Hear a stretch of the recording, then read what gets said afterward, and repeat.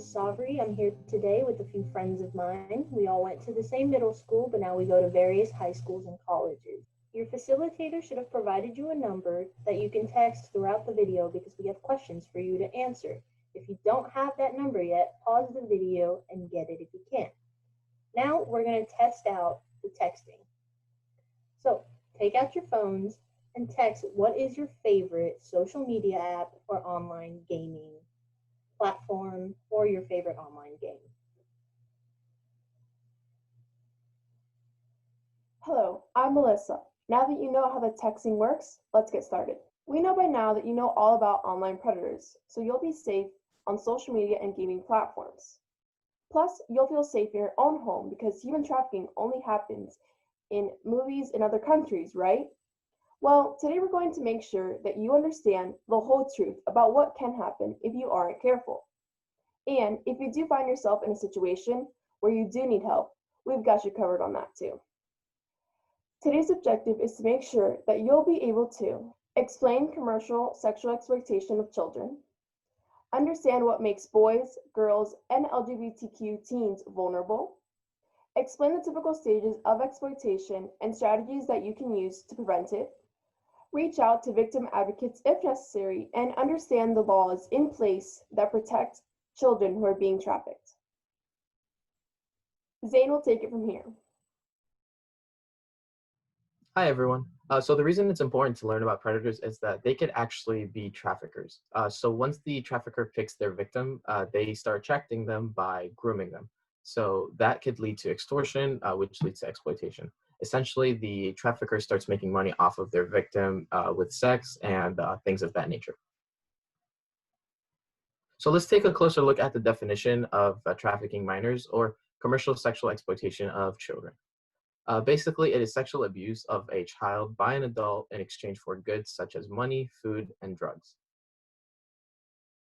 Essentially, the child ends up being treated as just a commercial sex object.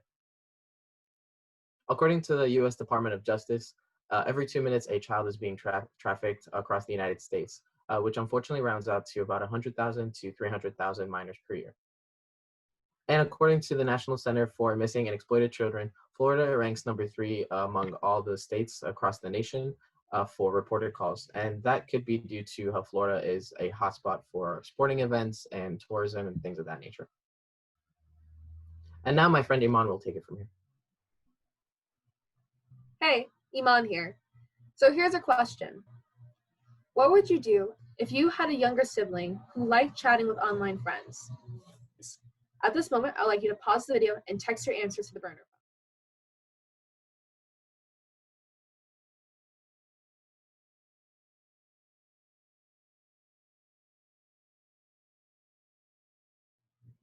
You might have stated that you want your younger sibling to stay safe online, and thus go through whatever means necessary to ensure their safety. However, when doing this, do not scare them. We want them to stay safe while chatting online. Perhaps you can tell them that the person that they're talking to could be an adult pretending to be a kid. So to avoid them from getting trapped, just assure them that they can delete any unknown request that comes their way. Okay, so here's another question. What do you think it means to be vulnerable? Again, like we did before, I want you to pause the video and text your answers to the burner.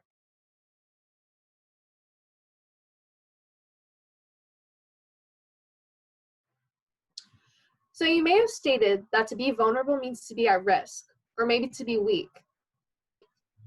However, interestingly enough, whatever a teen needs, whether it's to be accepted, loved, understood, having money in our pockets, brand name clothes, or even something as simple as a friend, all these things are what make teens vulnerable. And predators know this. They know this, and they prey on that vulnerability. And I know throughout this entire presentation, we've been alluding to the fact that online predators and in-person predators can be males, but oftentimes they can also be females as well. Let me give you a scenario. If you and I were in a public place and we were approached by a male or a female, most likely we'll feel less threatened by the female than we would by the male. And female predators know this, and they use that in order to lure teens into a trap. However, After this presentation, we'll equip you with the necessary skills that you will need to recognize these signs so that you can prevent this from happening to you or a friend. And now, without further ado, I'll be passing things over to Zion. Teens assume that the trafficker is always a man. Yet, as Aman just explained, it can also be a woman. Teens also assume only girls can be victims. However, according to the U.S. Institute Against Human Trafficking, 10 to 15% of sexually trafficked children in the United States are males, conservatively. There are also some studies showing that it can be up to 50%. Next, we will show you a video from the National Center for Missing and Exploited Children's website about two guys both sharing their experiences.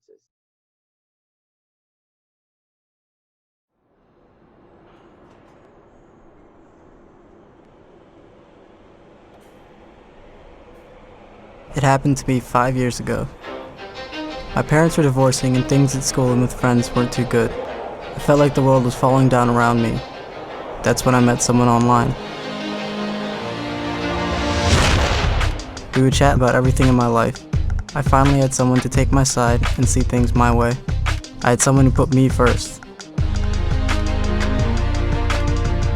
No matter how much I thought we could trust each other, I knew better than to meet in person with someone I had met on the internet.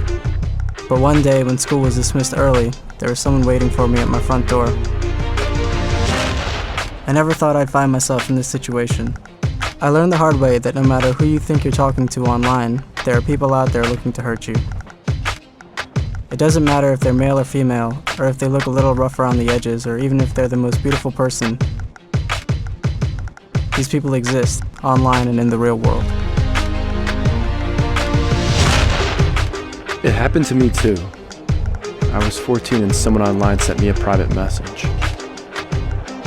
I shouldn't have responded, but I messaged back and 7 days later, agreed to be picked up outside of my house at midnight. I was taken to another house and what happened there was terrifying.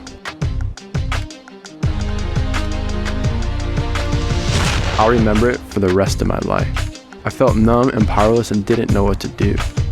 I was too afraid to tell my parents and ashamed of what everyone would think of me. But hiding it was a mistake. I saw the car that I was taking and driving around my neighborhood all summer long. Was I being targeted again, or was someone else being victimized? I finally decided to tell someone.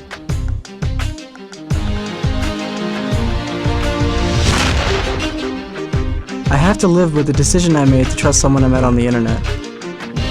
But the important thing is that I told someone.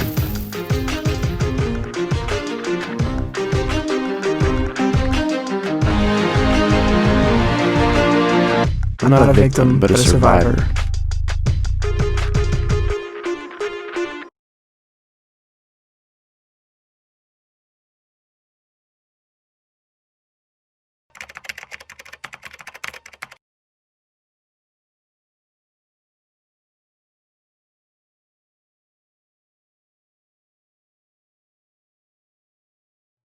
Now, I need everyone to get their phones ready because we're going to have a pop quiz. We want you to think about what might be different reasons girls are exploited versus the reasons guys could be exploited. Listen carefully to the directions on the next slide. On this slide, you will review the list of reasons that might relate to girls being exploited. You will text which letters, A, B, and etc., that you think apply to girls being exploited. A, developed an emotional attachment. B, self-exploits for drugs. C, runaway needing food and shelter. D, depressed from being bullied. E, looking for love and attention. F, looking for acceptance. Now pause the video here to text in your answers.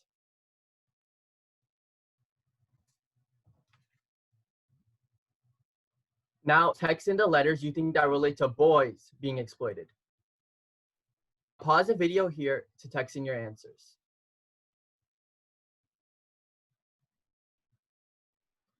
You've probably guessed that girls can develop an emotional attachment to the person exploiting them.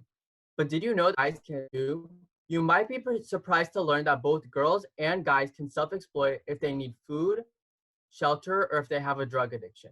Basically, both girls and guys can be exploited for the reasons listed. I also want to mention, although anyone can be looking for acceptance, this is especially important for LGBTQ teens who don't seek acceptance from home. Now, In the next few slides, we're going to break down the commercial sexual exploitation of children into 3 stages. The first stage begins when the predator says all the right things to lure the teen, whether online or in person, to build trust and an emotional attachment. This is called grooming. The person is so wonderful and the teen feels so happy, it seems too good to be true. Once the trafficker thinks the teen is ready, they tell the teen that they need money and ask the teen to earn money for them by crossing the line, doing things such as dancing at a strip club or selling private pictures. This is the first red flag. The fact that the teen does not want to do this is a major red flag, but when the teen feels obligated to do this is when red lights start flashing. The teen knows in their gut something is wrong. But stage 3 happens if the teen chooses to cross the line. The charming trafficker that was going to make the teen's dreams come true is now controlling, demanding, and even physically abusive. They will extort or blackmail the teen to do more and continue to exploit them on a daily basis because they believe they now own the teen and make the teen feel they have nowhere else to go now that they have crossed the line. The good news is Melissa is going to explain what can be done to prevent this. Okay, so now that Crystal has discussed some of the ways of sexual exploitation of children, we're going to be using some of those same assertiveness techniques, but including them into how to prevent to being exploited. Okay, now if you guys remember back to our lesson on always reviewing how to delete any unknown friend requests or chats on social media platforms, what would this situation look like if you guys had an in-person request? Now, it's really important that when this happens, you always say, once again, as assertive as you possibly can, say no, thank you, and simply walk away from the situation, not showing any signs of weakness. A lot of times in this situation, if you don't do this, you're going to be asked to cross a line by the predator. There's not really a timeline on this. It could happen between days, weeks, or even months. But when this happens, it's important that you follow 3 steps. Leave the situation by making an excuse. Something as simple as, I'm not feeling good today, let's try again tomorrow, can really open up a window of time for you to reach out to your trusted adult. Now, when thinking of a trusted adult, ask yourself the question, who would be my trusted adult at home? If for some reason you're on a school campus, there are plenty of adults on campus that would be willing to help you out in this type of situation. And once again, if it has escalated to you being in public somehow, make sure that you reach out to someone who looks friendly and trustworthy and ask to use their cell phone. Now, I'm Otis, and I'm happy to introduce you to the people who understand how to help you and are here for you to reach out to if you don't have a trusted adult. Remember to have your phones ready after they're done speaking. That way you can take a picture of their contact information. We're here for you if you ever need someone who understands and knows how to help. Nosotros estamos aquí para usted si alguna vez necesita a alguien que pueda ayudar y los comprenda. If you or a friend feel unsafe and cannot speak up, don't hesitate to reach out to us. We can be a friend, a mentor, or a safe haven. You are not alone. Please reach out to us. Hello, I'm Major Patterson. I would like to reach out to teens to let them know that child exploitation is a crime. We would like to help. If you or a friend are a victim, please reach out to law enforcement or the National Human Traffic Hotline if you need assistance. Hello. I want to make sure that you understand that there are laws to protect minors who've been exploited. For example, Florida's Safe Harbor Act ensures that children and teens are provided a safe place to live with the services that they need, and they are not prosecuted for acts that they were forced to commit. But the people who can help don't know who needs it until someone reaches out. They really do understand, and they just want to help. What's more important than being safe and sound?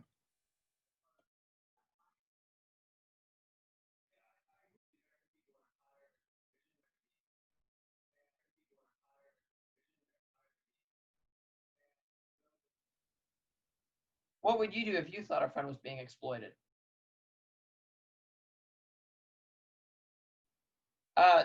Friends like to keep secrets, and some secrets are okay. Not all secrets are dangerous. But these kinds of secrets, if you keep them, are really risky to your friend. Personally, if I thought a friend was being exploited, I'd try and comfort them and help them out. And, you know, if anything that they wanted me to do to make it easier for them to get help, I'd do. What would you want a friend to do if they thought you were being exploited?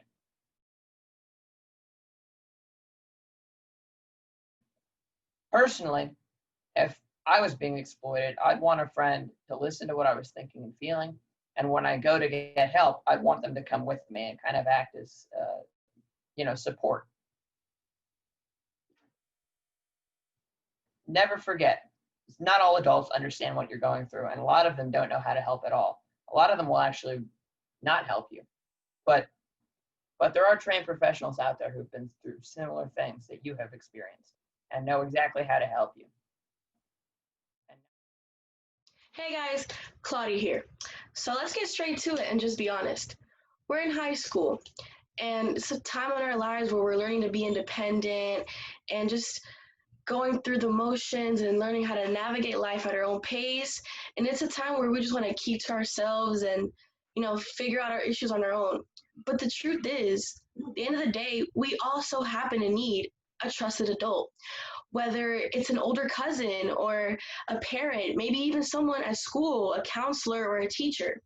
We need someone who we can vent to and open up to when certain situations do show up.